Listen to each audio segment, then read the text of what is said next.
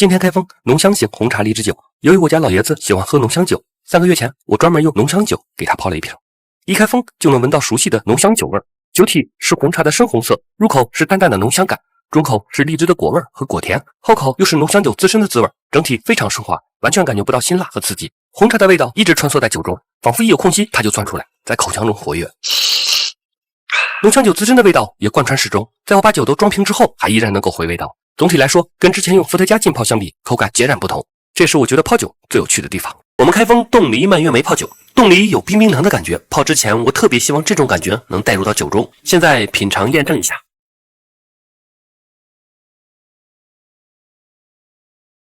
入口没有明显的果味，略有梨的清甜。中口是梨冰冰凉的感觉，非常满意。跟普通梨相比，冻梨的滋味明显更清透一些。后口是一丝橙皮的滋味，紧接着是橙子更浓郁的回味，略微有一点苦，但还可以接受。最奇怪的是蔓越莓的滋味一点都没有，以后计划尝试一些蔓越莓干，或许果味能够融入到酒中。这次试验正好给了我一个新的方向，水果经过特殊工艺后再浸泡，会是另一种滋味。但今天这个组合大家就没必要尝试了，口感非常一般。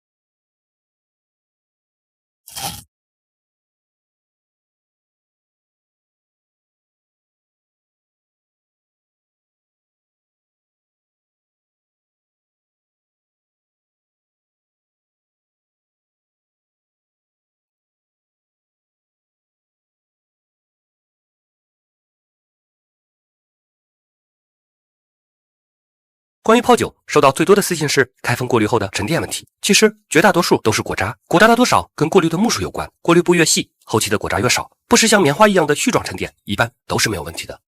还有一些朋友问，水果泡了1年是否能喝？理论上高度数的酒泡的水果长时间是可以喝的，但是浸泡时间太长，泡酒里会出现一些陈味，喝起来没有水果的清爽感。所以多数的水果浸泡周期都在2到3个月为最佳，水果的清爽和果味融入到酒中的口感是最舒服的。还有经常喝酒的人会说没有酒味，就跟我家老爷子一样，我每次泡酒都会给他邮寄，他每次都说没有酒味，跟果汁一样。后来测试发现，用高度浓香酒作为基酒，泡好的果酒入口会是醇厚干柔，浓香酒的滋味，中口会是果香，后口一般是果香和浓香的融合，整体果香比较饱满，同时浓香酒自身的美妙也会被很温柔的表现出来，所以浓香酒泡酒比较适合爱喝酒的人群。8月份我家老爷子过生日，我决定买一瓶好的浓香酒给他泡一次红茶荔枝酒，正好看到小糊涂仙珍藏52度浓香型，购买时发现还有开盖见惊喜的活动，有50红光和雅迪电动车等奖品，我非常期待能中一辆车，哪怕是电动车。只中了6块6毛6，有中到车的朋友记得给我分享一下喜悦。开始泡酒，先放入红茶，再倒入酒，冰箱冷萃1天后过滤出酒，再放入清洗好的荔枝和冰糖，静待3个月，正好8月开封。大家有关于泡酒的问题直接私信我，一般看到后我都会回复的。最近是梅子上市的季节，答应大家的青梅酒今天开始制作，等6个月检测合格之后，还事前邀请100位粉丝免费包邮品尝。我生平第一次喝的泡酒就是青梅酒，是一个朋友自己做的，当时口腔瞬间被青梅的酸爽穿透的感觉，至今记忆犹新。前年做了不同品种梅子泡酒的测试，去年做了不同基酒泡酒的测试，综合2年的经验，我感觉二锅头浸泡的最终口感是酸爽度和穿透力最舒服的，所以这次就用这个组合。我做研究和实验比较在行，生产和销售经验不足，所以想问一下大家，我这种先邀请粉丝品尝，再根据反馈调整，直到大家满意后再考虑生产销售的模式，大家觉得如何？有什么建议欢迎随时跟我沟通。据说这个就是知否中明兰爱喝的错认水，我们今天开封。由于度数很低，而且酒体颜色清透自然，清澈如水，所以经常被人叫做错认水。喝起来有一种鼻气独有的清甜爽口的滋味，果味不是很浓郁，单独喝的话味道很一般，但它独有的清甜爽口，如果搭配其他水果一起泡酒的话，我想可能会是一个很有特点的组合。等遇到合适的水果再来给大家继续分享。